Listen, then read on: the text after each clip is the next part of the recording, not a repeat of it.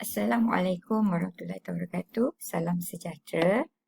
Hari ini kita sambung dengan perkongsian kuasai asas bahasa Inggeris atau KABI. Saya Syahidah Sulaiman. Seperti biasa, kita mulakan dengan tagline kita. Bila saya kata you great, anda kata yes, I'm great. Okey, sekali. You great. Okey, yes, I'm great. Okey. Jadi, kita telah melihat berdasarkan perkongsian kuasai asas bahasa Inggeris. Ini bukunya. Dan kita telah pun di penghujung bab kedua. Di mana, biar saya pergi terus ke slide berkaitan. Dalam bab kedua ini, kita melihat kepada bahagian yang terakhir, iaitu singkatan perkataan dan terjemahan penggunaan perkataan Inggeris kepada terjemahan perkataan Inggeris kepada Melayu, perkataan Melayu dalam bahasa Melayu. Okey, jadi di sini bila kita bercakap, apa bezanya bila kita bercakap atau berkomunikasi secara formal dan tidak formal dalam bahasa Inggeris. Ini termasuk juga dalam bahasa Melayu. Contoh, tidak kita selalu guna tak, betul tak? Macam saya kata, sebab itu secara tidak formal. Tetapi bila kita tulis secara formal, sama ada bahasa Melayu atau bahasa Inggeris, we have to use the full form. Bentuk penuh. We cannot use short forms.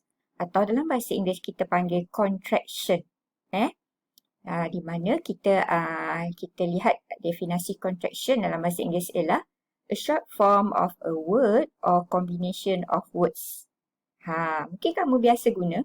Jadi, dalam perkongsian hari ini, saya nak tegaskan pentingnya kamu tahu bila patut guna contraction dalam bahasa Inggeris.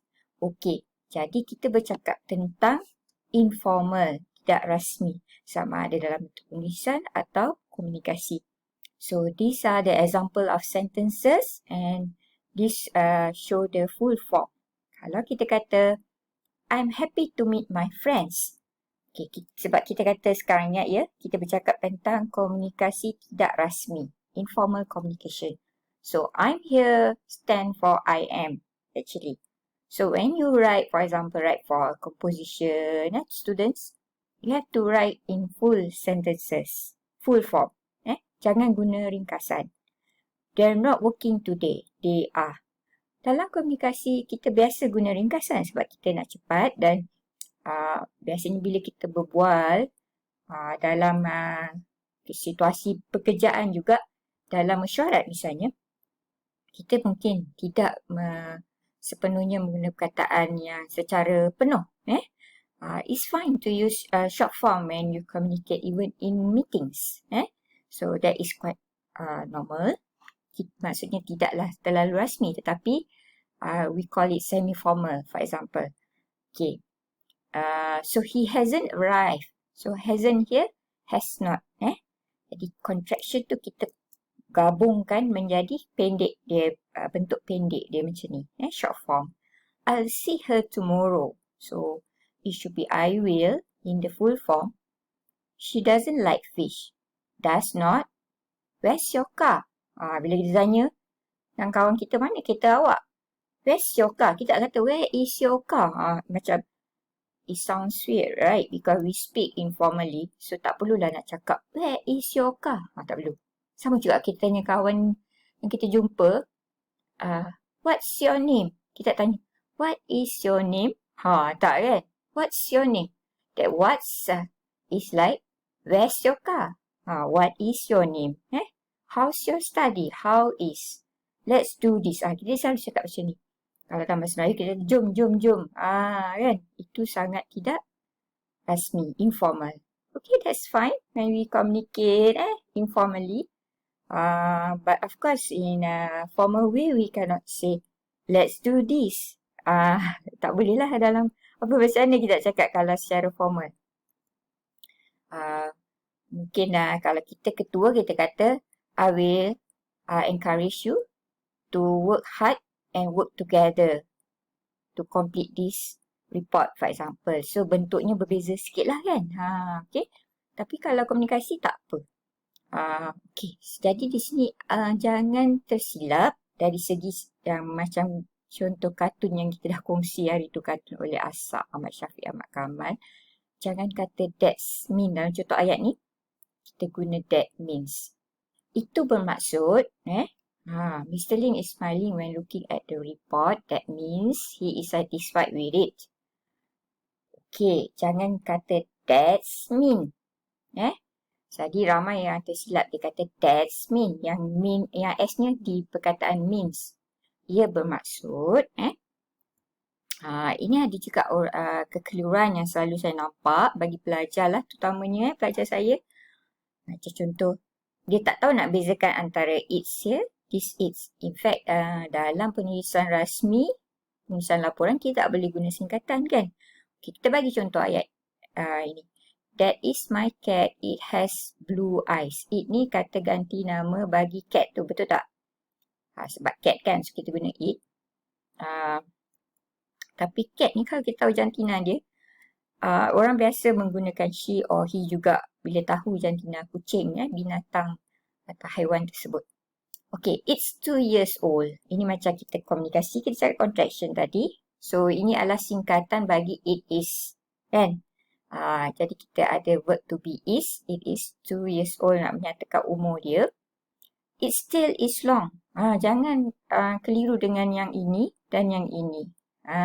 Jadi it is full form for it's with this contraction. But when we say it's ialah possessive adjective. Kepunyaan dia. So kita rujuk kepada ekor kucing tu.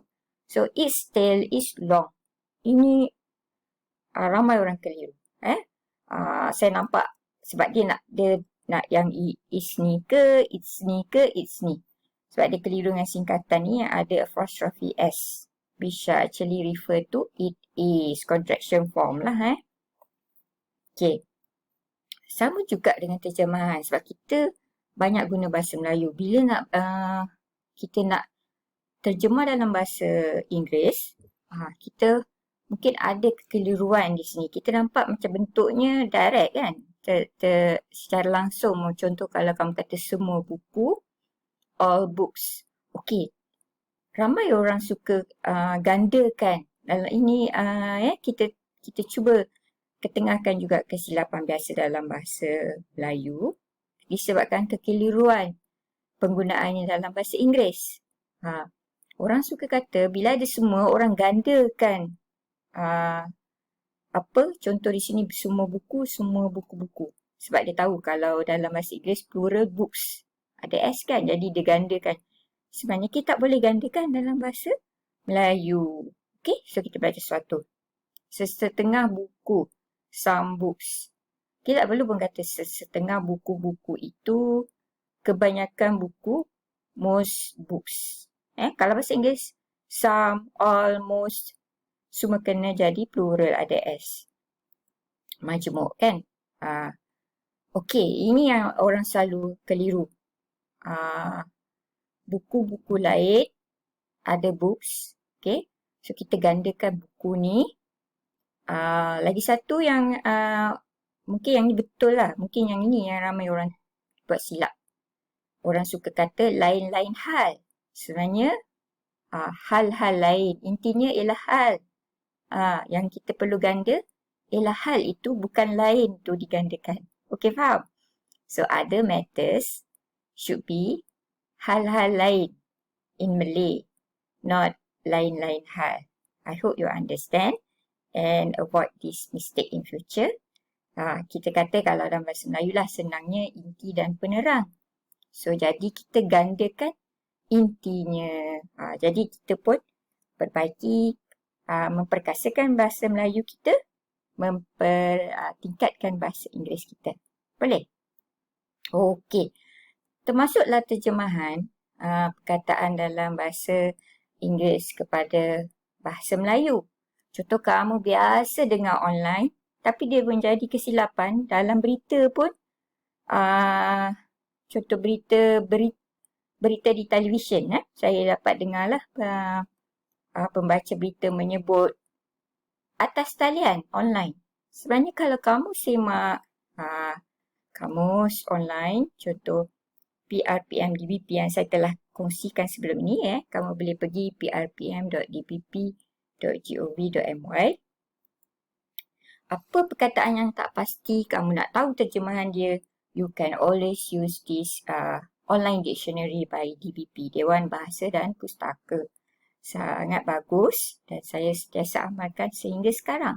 Contoh di sini saya bagi ialah online yang ramai orang buat silap, nyatakan atas talian. Terjemahan yang diterima oleh DBP ialah dalam talian, dia sebagai bentuk adjektif. Jadi di sini dengan menyimak dan membuat kepastian melalui kamus dalam talian seperti kamus Dewan Bahasa Pustaka, penting untuk dui bahasa.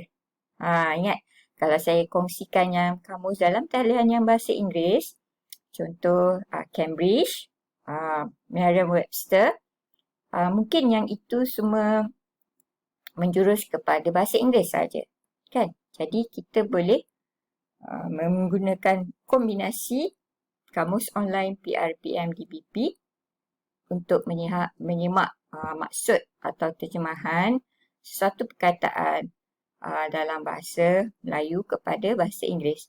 Di samping juga yang telah kita kongsikan penggunaan Google Translate, betul tak? Jadi kamu boleh guna mana-mana platform yang boleh membantu kamu untuk menulis dengan tepat. Tak kiralah sama ada bahasa Melayu atau bahasa Inggeris. Okey?